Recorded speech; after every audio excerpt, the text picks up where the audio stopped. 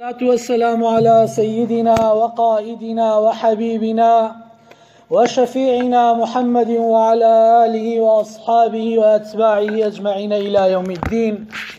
ئازیزان و خۆشەویستان، خوشکان و برایانی ئیماندار، میوانانی ماڵێک لە ماڵەکانی خوای پەروەردگار، ئەسسەلامو عەلەیکم وەڕەحمەت الله وبەڕەکاتوه.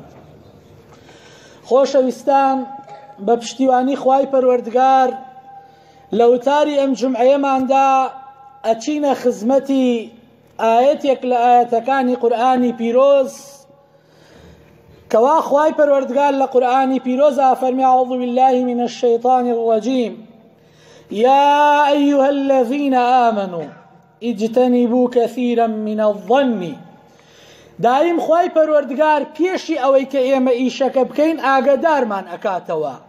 ڕوو لە چی ئەکا؟ بەوشەی یا ئەیها الذین ئامنوا، ئەی ئەو کەسانەی کەوا ئیمانتان هێناوە، ئیجتەنیبوو، دوور بکەونەوە. ڕەحمەتان لێ بێت، تۆزی تەک بدەنە پێشەوە دەرەوە ساردە.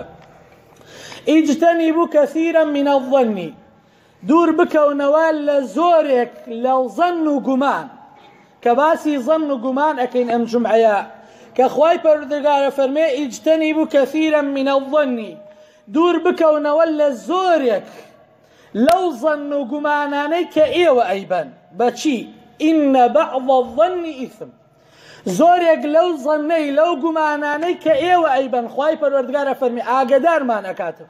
ئەی ئەو کەسانەی کە ئیمانتان هێناوە، زۆرێک لەو گومانانەی کە ئێوە ئەیبەن تاوانە.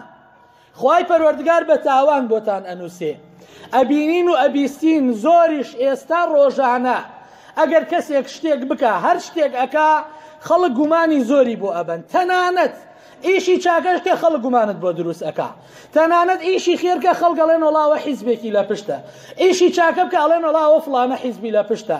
هەر شتێک ئەکەی ئێستا گومانێکی لە پشتا بۆ دروست ئەکەن. هەر ئیشێک ئەکەی ئەگەر کەسی ئیشی خراپە بکەی ئەوە هیچ جوار باسی مەکە. بەڵام ئەگەر ئیشی چاکە، تەنانەت مزگەوت دروست بکە لەم سەردەما، خەڵک ئەڵێن وەڵاوە کەسێکی لە پشتە، ئیشێکی پێ هەیە. بۆیە خوا ئاگادارمان ئەکات، ئەی ئەو کەسانەی کە ئیمانتان هێناوە، ئیجتەنیبوو، دوور بکەونەوە لەو ئیشانەی کەثیرا من الظن، لەو گومانانەی کە ئەیبەن. چونکە خوای پەروەردگارە فەرمێ ئینە بەعض الظن ئیثم، زۆرێک لەو گومانانەی کە ئێمە ئەیبین کەوا تاوانە. ئەگەر بچیتە بنج و براوانی ئیشەکەوە، هەم گوناهت بۆ ئەنووسرێ. ئەگەر ئەو کابرا ئەو گومانەی تۆ ئەیبێ خۆشەویستە، ئەگەر تیاشیان مەوجود بێ ئەو قسەی کە ئەیکەی، ئەوە غەیبەتت کردووە. ئەگەر تیاشیان مەوجود نەبێ، ئەوە بوهتانت بۆ کردووە، لە غەیبەت گەورەترە. جا بۆیە خوای پەروەردگار ئاگادارمان ئەکاتەوە. ئێمەی ئومەتی پێغەمبەر صلی الله علیه وسلم، ئێمەی موسڵمان، سەیری سەحابەکان کەین، سەیری ئیمامی عەلی کەین، بزانین چی وەڵامی ئیمامی عومەر ئەداتەوە.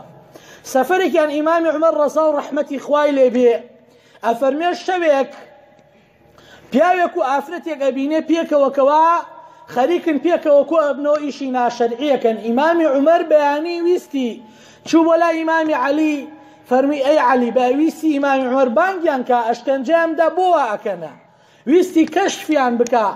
چوو بۆ لای ئیمامی عەلی، فەرمی یا عەلی، ئەگەر کەسێک دوو زەلام ببینێ پێکەوە ئیشی خراپە بکەن، باسی بکە، حکومەکەی چییە؟ ئیمامی عەلی فەرمی یا عومەر، ئاگادار بە، ئەگەر کەسێک قسە بۆ کەسێک بکە، بە چاوی خۆشی بیبینێ، ئەگەر چوار شایەدی نەبێ، ئەبێ داری حەدی لێ بدرێ، با ئەو کەسە عومەری کوڕی خەتابیش بێت. سەیریکەن خۆشەویستان، ئیمامی عەلی فەرمی با عومەری کوڕی خەتابیش بێ، ئەبێ 80 داری لێ بدرێ. بۆ ئیمامی عومەر بێدەنگ بوو، قسەکەی نەکرد. جا خۆشەویستان، سەیریکەن، ئەگەر قسەیەکیش ئەکەی، ئەبێت 4 شایەتت هەبێ. خوای پەروەردگار 4 شایەتی بۆ داناوە. جا ئێمە ئەم قسانەی کە لەم ڕۆژە ئەیبیستین و ئەبینین بە چاوی خۆمان، وەلەو شایەتیشمان نییە، زۆرێک لەو قسانە کە ئەیکەین بوختیانە. جا بۆیە ئەبێ ئاگادار بین، ئەبێ باش ووریا بین، ئەبێ بزانین خۆمان گوناهبار نەکەین. خۆشەویستان، قەبر تاریکە، ئەبێ ئاگامان لە خۆمان بێ. ئەو ئیشەی کە ئەیکەی بزانەکەوە قبری پێ ڕووناکەکەیتەوە یان زیاتر پێی تاریک ئەەکەیتەوە، کە پێغەمبەر صلی الله علیه وسلم فەرمێ ئینسان کە ئەمرێ قبرەکەی یان ئەبێت بە باخێک بۆی لە باخەکانی باشت یان خوا پەنامان بدا ئەبێت بە دۆڵێک لە دۆڵەکانی جەهەنەم خوای پەروەردگارمان پارێزێ لەوەیە. جا خۆشەویستان ئەبێ ئاگادار بین بزانین کە ئیشێک ئەیکەین قسەیەک ئەیکەی خوای پەروەردگار ئەفەرمێ ما يلفظ من قول إلا لديه رقيب عتيد. هەر قسەیەکە لە دەمت دێتە دەرەوە ئیلا خوای پەروەردگار ڕەقیبێکی داناوە ببانشانتەوە. چاکە بوو چاکە ئەینووسێ، خراپە بوو خراپە ئەینووسێ. ئەبێ ئاگادار بین. لە سەردەمی عومەری کوڕی عەبدولعەزیزە خەلیفەی پێنجەمی ئیسلام کە عولەمایان وها مەشهوریان کردووە ئەفەرمێ ژوورێکی هەبوو ئیمامی عومەری کوڕی عەبدولعەزیز ئەم ژوورەی بەردەوامدا خرابوو تەنها خێزانەکەی خۆی نەبێ کەس نەی ئەزانی ئەو ژوورە چیتیایە. جا بوختیانیان زۆر بۆی کرد وتیان ئەو ژوورە خەزیێنەی ئاڵتوونی تایە، هەرچی ئاڵتوون و تاج و زێڕ و زیوەیە عومەری کوڕی عەبدولعەزیز لەو ژوورە داشاردووە نەی ئەهێشت کەس بڕاتە ناو ئەو ژوورەوە تەنها خێزانی نەبێ. لە پاشی ئەوەی کە ئیمامی عومەر وەفاتی کرد ئەفەرمێ خەڵک کۆبوونەوە هەر ئەو کەسانەی کە بوتیانیان بۆ ئەکرد و قسەیان بۆ ئەکرد کۆبوونەوە چوون بۆ لای خێزانی وتیان ئیمامی عومەری کوڕی عەبدولعەزیز خەلیفەی ئیسلام ژوورێکی هەبووە کەوا گەنج و زێڕ و زیوەکەی لەوێ داناوە بۆیە داوات لێ ئەکەین دەرگای ئەو ژوورەمان بۆ بکەیتەوە با سەیری بکەین. خێزانی فەرمی ئاخر ئەو ژوورە تایبەت بۆ بە من و خۆیەوە غەیری من و خۆی تەنانەت مناڵەکانیشی نەیانتوانیەوە بچنە ئەو ژوورە وتیان ئاخر ئێمەش بۆیە داوات لێ ئەکەین. ئەو ژوورە هەرچی سەرۆت و سامانیە لەو ژوورە داشاردە. خێزانی فەرمی بابتانوەم بۆ ئەو ژوورە ئەفەرمێ کە بردنیە ژوورەوە دەرگاکەی بۆیان لادا خۆشەویستان سەیریکەن چیتیا بوو. یەک دانە پەتیتیا بوو بەقەی خەسەخفەکەەوە هەڵواسرا بوو لەگەڵ مێزێک و لەگەڵ هینێکە ئەم قامیشێکی تیا بوو. ئەفەرمێ شەوانە ئیمامی عومەر ئەچوو خۆی هەڵ ئەواسی بە پەتەکە بەو قامیشە ئەیدا لە خۆی ئەیفەرموو ئەی عومەر ئەو تاوانت کردووە ئەوەت کردووە خوا محاسەبەت ئەکا. خێزانی فەرمی ئەو ژوورە ئەوەیە کە ئێوە گومان ئەبەن.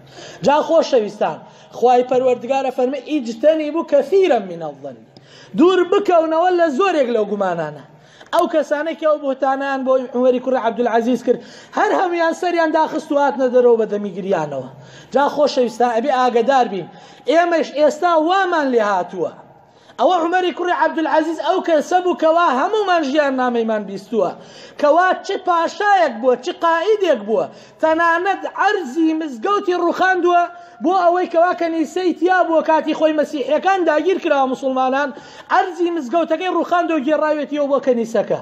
ئەوەندە عەدالەت بۆ خۆشەویستان دەی ئەو بۆهتیانەشیان بۆ کرد ئەوە کۆتایەکەیشی بوو کە بە چاوی خۆیان بینیان.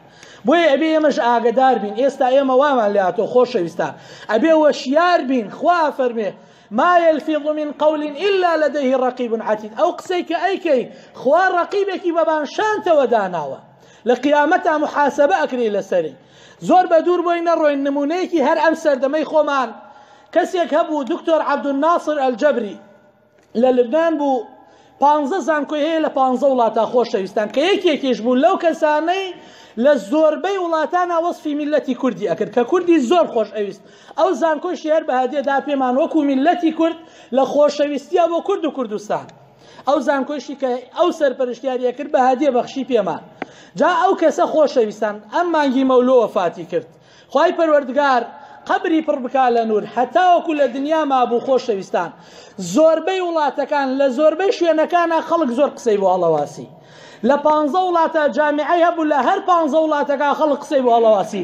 یەکی ئەوید هینی ئێرانە یەکی ئەوید پیاوی شیعەیە تەنانەت هات بۆ لای خۆمان خەڵک پیانوت پیاوی یەکێتیە لە هەر وڵاتێکەوە یانوت پیاوی شوێنێکە. جا مەبەستم ئەمە بوو ئەو ڕۆژەی کە وەفاتی کرد ئەو ڕۆژەی کە وەفاتی کرد وەسیەتنامەیەکی نووسی بوو داینا بوو ئەو هەموو قسەیان بۆ کریانوت سەروەتی هەیە و چی هەیە و چی نییە و هەمووی داناوە بۆ خزمەتی ماڵ و ناڵی. ئەو ڕۆژەی کە وەفاتی کرد و وەسیەتنامەکەیان هاورد خوێندیانەوە لەقەی وەسیەتنامەکە نووسی بوو ئەی ملەتی موسڵمان ئەوە وەسیەتتان بۆ ئەەکەم چی ماڵم هەیە چی سەروەتم هەیە چی سامانم هەیە هەمووی وەقف ئەەکەم لە پێناوی خوای پەروەردگارە. هەرچی سەرۆت و سامانی هەبوو وەقفی کرد و منداڵەکانی لێ بێوەری کرد. جا لە ئاینی پیرۆزی ئیسلامە ئەوەی کە وەسیەت ئەکا سێیەکی جێبەجێ ئەکرێ. بۆیە عالمەکانی لبنان بڕیاریاندا کە هەر مناڵەکانی لەسەر شوێنەکەی خۆی و لە جێگەکەی خۆیان بمێننەوە. جا زۆر بوختیانیان بۆ کرد، ئەوە بوو مەسیرەکەی. لە کاتێکا کە وەفاتی کرد ئەوە وەسیەتنامەکەی بوو نووسیان، بۆیە خوا ئاگادارمان ئەکاتەوە پێشی ئەوەی کە قسەکە بکەین خوا فەرمێت دوور بکەونەوە لێ، چونکە ئەو قسەی کە ئەیکەن تاوانە. داواکارین لە خوای پەروەردگار یا ربی خوایان ڕەحمان پێ بکەی، بە ئومەتی ڕاستەقینەی پێغەمبەر لە قەڵەممان دەی، شیفای نەخۆشینمان دەی، شیفای دڵ و دەروونمان دەی، هیدایەتی گەنج و لاوەکانمان دەی یا ربی، عاقبەتی پیرەکانمان بەخێر بگێڕی یا ربی خوایان هەروەکو چۆن ئالێرەدا